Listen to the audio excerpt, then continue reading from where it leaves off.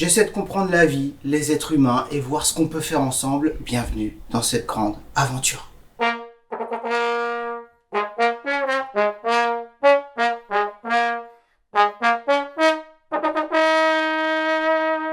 Oyez spectateur, si la vie t'intéresse, sache que tu es au bon endroit. Bon, faut savoir que je pars pas de zéro, je m'explique. Depuis que je suis adulte, j'ai assez bien géré ma vie pour en faire à peu près ce que je voulais. En 2020, dans une vidéo sur mon site, j'ai expliqué plus en détail mon parcours et le fait que j'étais chaud bouillant pour discuter avec tout le monde. Pourquoi ? Dans le but de se connaître et de définir la meilleure relation ensemble à avoir ou pas. Comment ? En se posant des questions, en discutant tout simplement. J'appelais ça être facilitateur relationnel. Ouais, j'avais envie de faire ça. C'était d'ailleurs mon but principal dans la vie pour avoir une utilité sociale. Et donc oui, je l'ai fait et j'ai échangé individuellement avec 300 personnes pendant plusieurs années qui ont bien voulu avoir une discussion, une relation privilégiée avec moi. Après l'avoir fait physiquement avec une bonne partie de mon entourage, j'ai mis mes questions sur un site, je l'ai envoyé par mail à 800 personnes que je connaissais et un peu plus de 200 ont répondu. Ensuite, j'ai continué l'échange avec ceux qui voulaient, je l'ai proposé dans des contextes de recrutement à des personnes curieuses ou qui avaient envie, juste comme moi, ou le besoin d'échanger. Même si ça a souvent surpris, généralement ça a quand même été bien accueilli. Après avoir établi pendant 5 ans au moins un nombre suffisant de relations, j'ai arrêté d'être proactif dans les rencontres, j'ai pris du recul, j'avais moins besoin de voir des gens, et peut-être aussi que ça correspondait à une période de deuil suite au décès de mon père, et au fait que aussi des projets étaient arrivés à terme. J'ai repris le temps de savoir ce que j'avais de nouveau envie de faire, et aujourd'hui, ça y est, j'ai envie de partager une synthèse de mes discussions et réponses que j'ai eues avec les 300 et poursuivre l'aventure sous une nouvelle forme avec cette chaîne YouTube. Ce qui peut être intéressant, c'est de voir dans quel type de réponse tu vas te situer, dans quelle tendance tu pourras t'identifier, car je vais analyser les réponses de tout le monde, un peu comme une thèse d'une étude sociologique, parce qu'en fait, on n'en est pas loin. Ça pourra faire une histoire sympa aussi avec des personnages réels, peut-être d'ailleurs que tu connais. J'étais pas fan vraiment de m'exposer comme ça sur les réseaux sociaux des GAFAM, d'être confronté au nombre de vues, d'abonnés, de commentaires, parce que ça semble bien quand même exploiter nos vulnérabilités humaines. Mais bon, ça y est, je suis prêt et j'ai pris plaisir à préparer cette vidéo, et puis on verra bien après où ça nous mène. Le truc, c'est comme toutes les espèces et toutes les planètes, on devrait disparaître tôt ou tard, sachant qu'en plus la conquête et la compétition de certains semblent un peu accélérer l'histoire.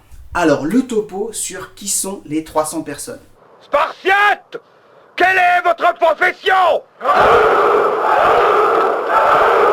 Adultes de 16 à 87 ans avec en gros 20% de jeunes de moins de 30 ans, 60% de 30 à 50 ans et 20% de plus de 50 ans, avec un tiers de femmes et 2 tiers d'hommes. Aux dernières nouvelles, on vit tous à peu près en France, 2% à l'étranger. Donc 300, c'était assez large pour voir beaucoup de personnes différentes. Ça reste à taille humaine, sachant qu'un anthropologue britannique, Robin Dunbar, toujours vivant, a avancé l'idée du nombre de Dunbar, qui serait le nombre limite de relations stables ou empathiques qu'un être humain peut entretenir du fait des limites de notre cerveau. Et en gros, ce serait environ 150 personnes. Évidemment, il y a d'autres études qui montrent que ça pourrait aller jusqu'à 500, mais bon, ce qui est sûr, c'est qu'il y a une limite. Et évidemment, on peut aussi se satisfaire d'en avoir beaucoup moins. On peut y associer aussi le fait qu'on soit beaucoup plus affecté au décès de nos proches plutôt qu'à une catastrophe, par exemple, qui a fait des milliers de morts. Une belle contradiction humaine. Au final, j'ai proposé à tout le monde de faire partie de mes relations en posant une douzaine de questions. Les réponses de chaque question seraient hyper intéressantes à analyser, mais je vais en choisir 3 pour commencer. La première question importante et fondamentale, c'est la confidentialité. Sachant que je posais toujours la même base de questions, et que je notais les réponses pour m'en souvenir, pour reprendre plus facilement les discussions. Je voulais m'assurer que chaque personne en avait bien conscience et savoir comment elle se positionnait par rapport à ça. Donc la question que j'ai posée, c'est y a-t-il un niveau de confidentialité dans ce que tu vas me dire ?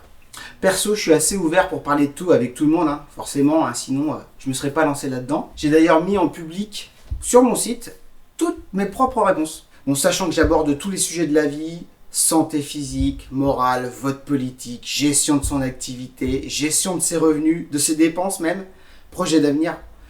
Bref, pas mal de sujets qu'on n'a pas forcément envie de déballer. Ce qui est intéressant, c'est qu'on retrouve deux principes qui s'opposent. Le premier, vivons heureux, vivons cachés, qui est une citation attribuée à Jean-Pierre Clarisse de Florian, un écrivain et poète du XVIIIe siècle.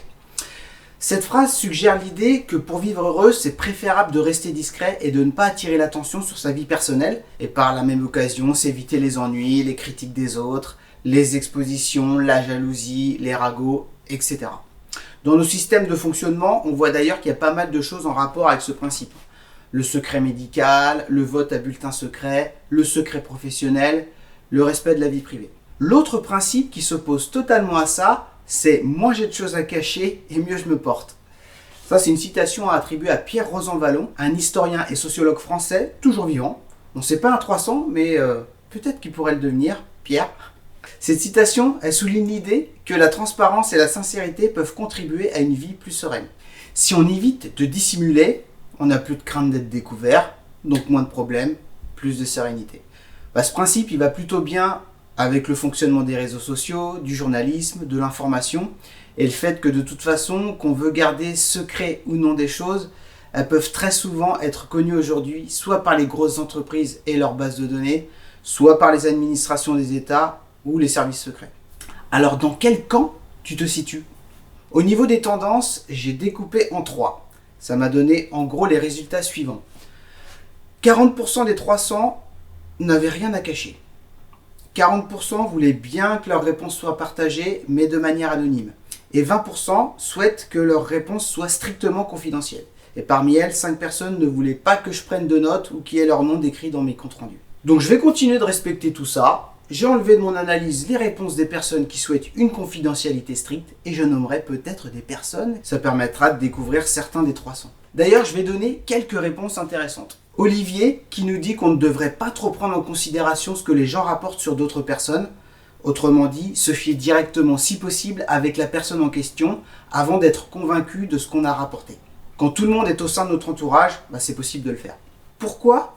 C'est pas forcément qu'on ait volontairement menti, mais c'est surtout à cause du fait que les interprétations, et encore plus hors de leur contexte, peuvent souvent amener à des gros malentendus. Il y a Florent qui nous dit qu'à l'oral, il n'y a pas de problème, mais qu'à l'écrit, il est plus sceptique car il trouve qu'on y met trop d'importance. Une autre amie, elle était OK pour ne rien cacher, mais elle souhaitait contrôler le moyen de diffusion. Alors ça, c'est intéressant. Ça me rappelle une histoire d'une journaliste qui m'avait interviewé. Donc moi, j'étais OK, mais je lui avais demandé simplement à la fin si elle pouvait m'envoyer ce qu'elle avait écrit avant de le diffuser. Et en fait, ce qui était intéressant, c'est qu'elle m'a gentiment dit que non, c'était pas possible, parce que ça allait à l'encontre de la déontologie du journalisme. Donc, on pourrait se dire que on peut être légitime à demander ce qu'on a écrit sur nous, mais c'est totalement contradictoire avec la déontologie du journalisme. Donc, encore une contradiction humaine de notre fonctionnement.